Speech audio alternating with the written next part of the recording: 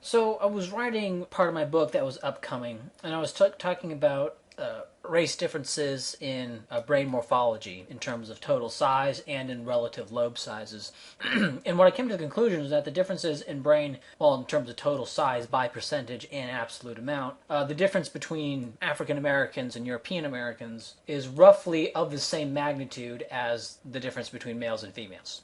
Clearly, it's going to be, as always, race differences are more of a gradient difference, whereas gender differences are more of a hard break. But in terms of the overall, like if you took all the data points in terms of their distances, right, the race differences are about the same in terms of gross morphology and total size. So we look at that, and then we look at male and female differences in how they behave. And I think it's relative. I mean, there's radical feminist idiots out there, but it is generally common coin that male and female, maybe not all of the behavioral differences we see between males and females are a result of their biology, but certainly some are, right? And certainly we could say, and certainly it's not seen as controversial to say as much. I recognize that we're still largely in the dark ages in terms of neurobiology and especially in genetics. I think people who say, point to the gene, they just have no clue at how primitive genetics still is. Anyway, so I was thinking about that, and what I was thinking is, well, we recognize that there are differences in males and females in their brains, and we recognize there's going to be, and we recognize, at least we don't shit all over the possibility of differences in male and female learning styles, and perhaps it would be good to have. You could say it would be gender segregated, but perhaps for some females who prefer the male learning style, or some males who prefer the female classes, you could have some crossover that way. But in general, for most people, I mean, most guys would be best taught with the guy learning style, and most girls would learn best with the girl learning style. You could have, and there'd be a few crossover, a few people who don't fit into their gender learning style, and they could go to the other gender learning style. No problem with that.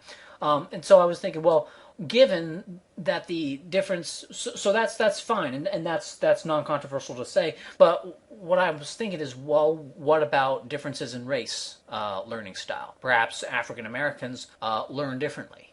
And I was thinking about this because I started looking up data of the nature of African Americans in the United States during Jim Crow. They had a higher rate of business ownership, as a greater percentage of African Americans owned their own businesses than they do today. In the years 1880 and 1910, well, from the years 1880 to 1940, black and white unemployment were virtually the same. And in the years 1880 and 1910, well, there are 4 data points, 1880, 1890, 1910, and 1940, that I saw. And black-white unemployment was virtually the same in those years, and black unemployment was lower in 2 of the data points, and white unemployment was lower in two of the data points. Okay, and black illegitimacy rate. I believe this came from Walter Williams, who was talking about at the turn of the century, 1900, roughly in that time period, African Americans had a lower illegitimacy rate than European Americans did. Okay, so I was thinking that, and this evidence here is telling me that the black people are probably more innately predisposed to a certain level of rowdiness and attention deficit disorder, but it's certainly telling that the current, let's be honest about it, the current parlor state of African Americans in the United States is not something that is predestined by their genetics. Empirically, we know this to be the case because we can look at a period in the United States when they were not like this. Right? Okay. So what I was thinking about this in terms of racism expansion of racism.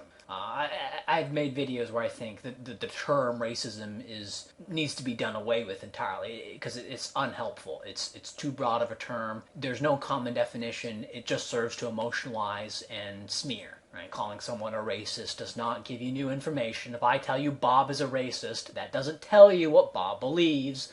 Right? What I have to do is tell you, quote unquote, why he is racist. But of course, why he is what? Racist? Well, it depends on what's my definition of racist, right? There's no, like what's the point of saying racist, right? Because you say someone is a racist, you then have to go and actually say something real, right? So the only purpose that the term racist has is just is just poo. It's just poo ball because you say you call someone a racist, the audience sees that and they draw their own conclusions of that, right? Because they draw their own inferences based on what they think racism means, right?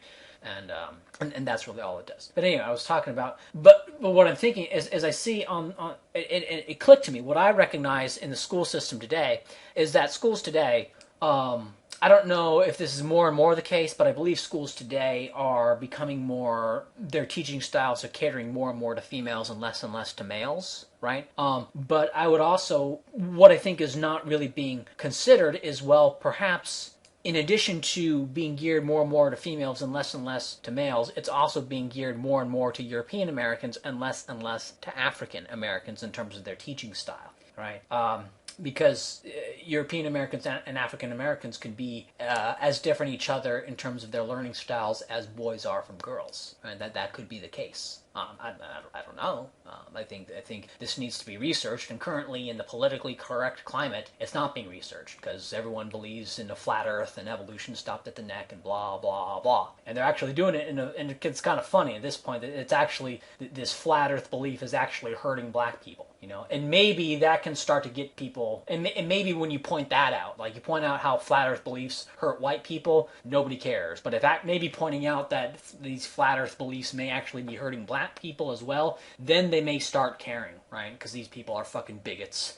Okay, these flat earthers are I say they're anti-white, but unfortunately, thanks to our friend White Rabbit Radio, when you call someone anti-white, it doesn't have the effect because you have all these assholes running around saying, "Haven't you heard? The scam is up. Anti-racist is code for anti-white," and they keep saying it. And so now, whenever I say someone is anti-white, it's you're just one of those people now. So I can't say it now. Yeah, thanks a lot, White Rabbit Radio. You piece of shit. Okay, but yeah, that's just what I wanted to say. And so what I'm thinking about, and so I would say, the school system is being, designed more towards what benefits, what in a way that is optimized, or at least initially was optimized for teaching European Americans, teaching people of European ancestry.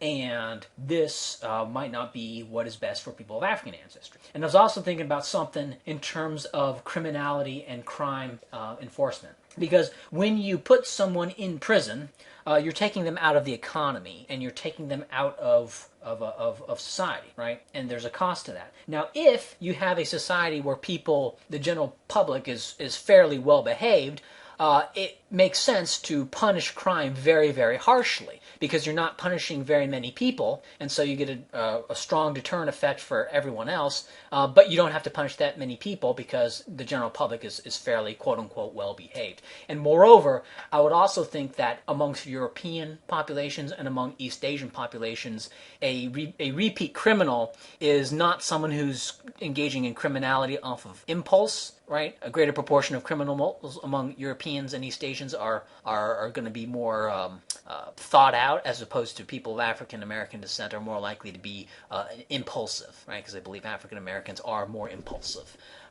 So what we have is a criminal justice system that is, I wouldn't say optimized, but is more, works better for people of European descent. It punishes crime harshly, whereas if you had a country that was just for people of African ancestry, you wouldn't punish crimes as harshly because you have people who commit more crimes, or commit what are called crimes by, European legal standards.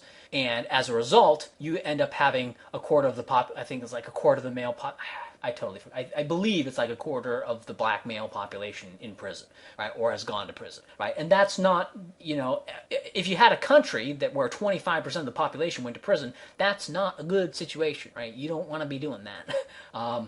That is not optimal law, right? So what we have is a legal system that is optimized for a different biological group, okay? Whereas, if you had a black-only country, the legal system would be optimized for blacks, and you would get something like, 2% or maybe up to 5% of the population that has ever been in prison, right? Something similar to the white rate, perhaps even a little bit lower than the white rate because you wouldn't have these idiotic drug laws. But that's enough. Don't go on a tangent there. So what I was thinking these are all, sensible things to talk about. But then I was thinking, well, what would somebody who a lot of times people will look at these things, they'll look at disparate impacts of laws, and they will say, well, that's another form of racism today. And that just seems so odd. I mean, first, get aside from racism meaning nothing, it just seems so odd because when most people use the term racism, they usually are referring to some sort of malicious intent, right? But today they're using racism as a law that has a disparate impact, or an organization that has a disparate racial impact, right? And that's called racism. And it's just so strange that this is happening. But I thought about it and I thought, well, what you have is a bunch of people who want to, quote unquote, fight racism and fight for social justice and fight bigotry. And so the way they fight racism, quote unquote, is they invent racism. They invent all sorts of new forms of racism so that they can then fight it. And that fills some emotional void to have meaning in their life, right? Because they don't have God anymore. I mean, God is dead, so they need to have some other creed to fill in that hole in their life. And also, there's kind of an industry, the anti-racism industry. In the past, arguably overblown. There were, anti-race mixing laws, there were segregation laws, in all sorts of institutions, including the military. And so you could say that there was legit bad stuff going on.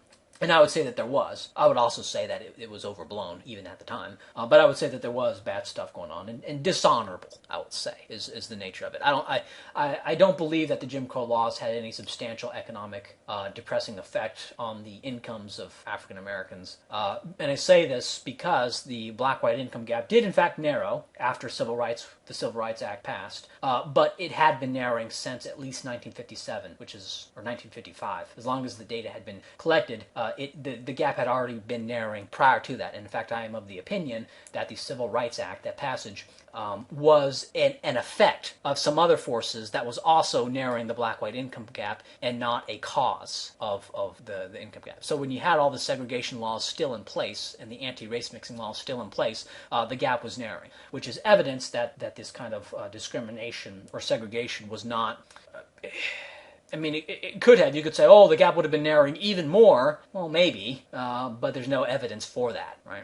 And we can also look at market-dominant minorities like the Chinese in Malaysia, the Armenians in Turkey, and Jews just about everywhere, being market-dominant despite laws against them and despite segregation laws against them. And in the case of Chinese in Malaysia, special taxes just for them and quotas for non-Chinese in their firms. But I'm getting off tangent. But what this was really about was this was a long rant about a whole bunch of things. But generally, it seems to me that there is a kind of a recognition of reality. Whenever there is a disparate racial impact, and of course there's going to be disparate racial impacts all the time because the races are biologically different, and so different policies are going to have different effects on these biologically different groups. And so if you construe disparate racial impact of any policy as quote-unquote racism, well, you basically have an evergreen source of racism, right? i.e., all policy enacted is going to have some sort of racism because they're never going to